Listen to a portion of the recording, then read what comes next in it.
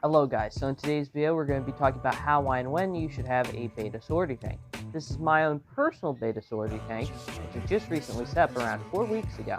It has 4 female bettas in it, and that has 4 tetras in it, which might sound like a big no-no, but later in the video I'll explain why I have 4 tetras in here with bettas. So we're going to start off with how, and the first how is how should you set up a betta sorority tank?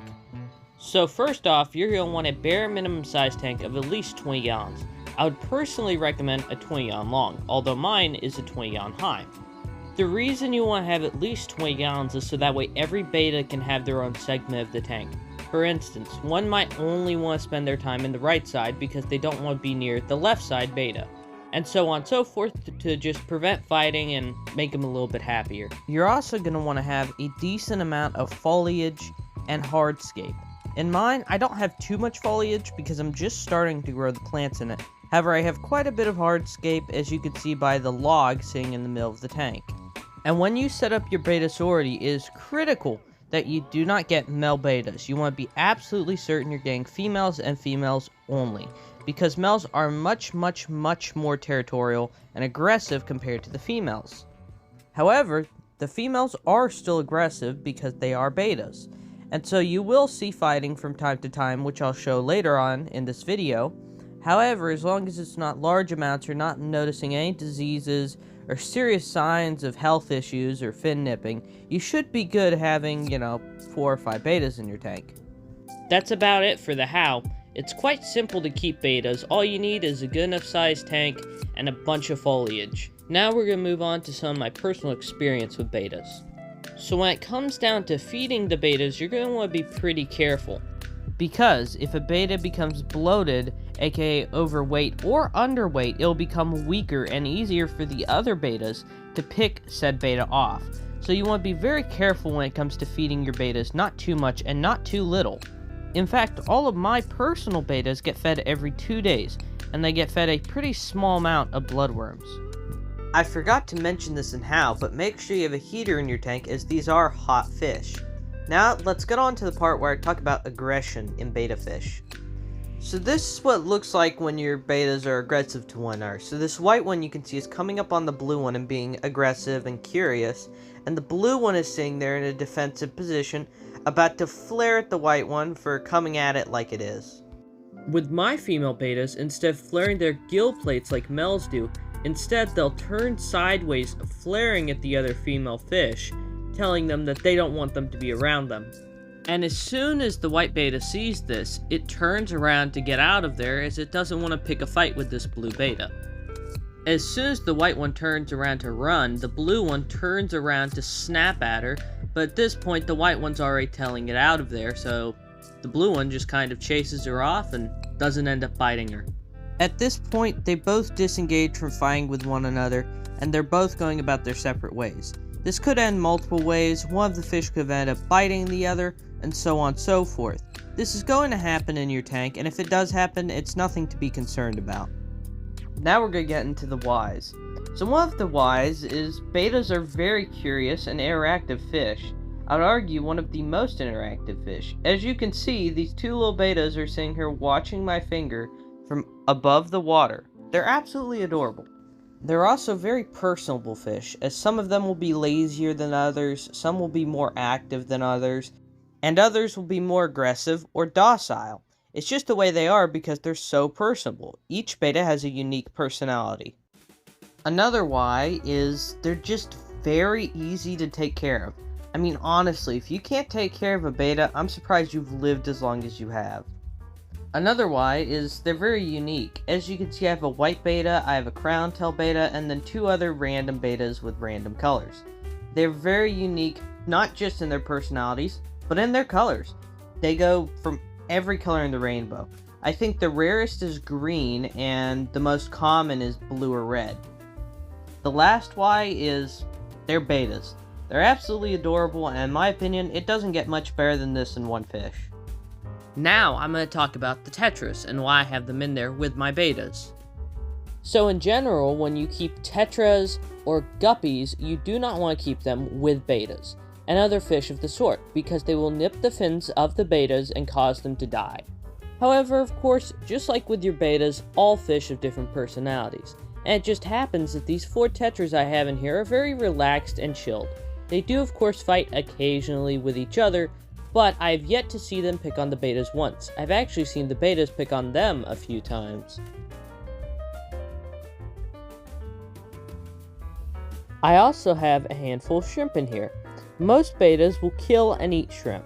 However, the betas I have don't eat shrimp, as you can see. He's right here, by the way, in case you can't see him.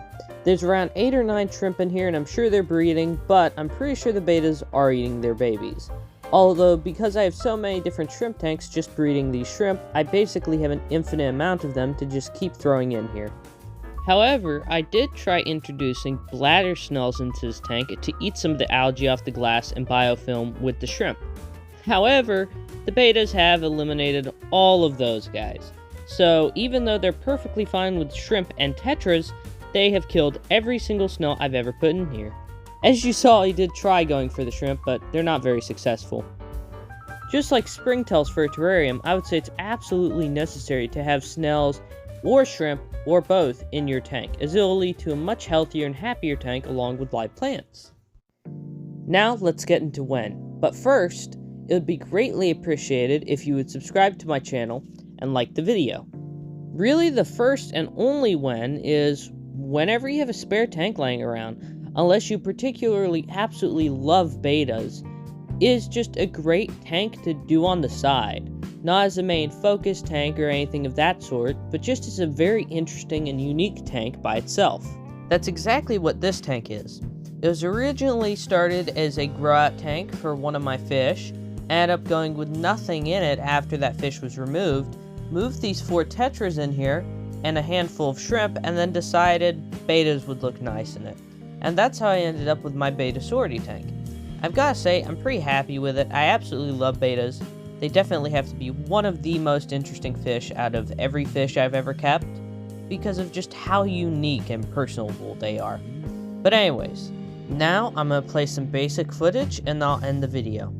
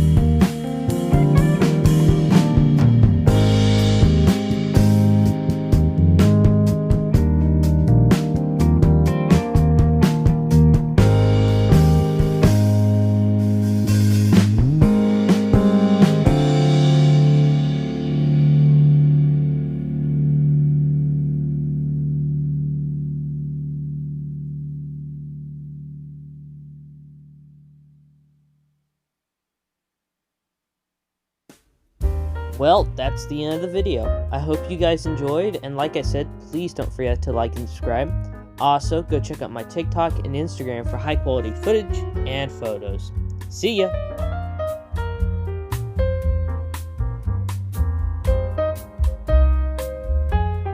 3, 2, 1.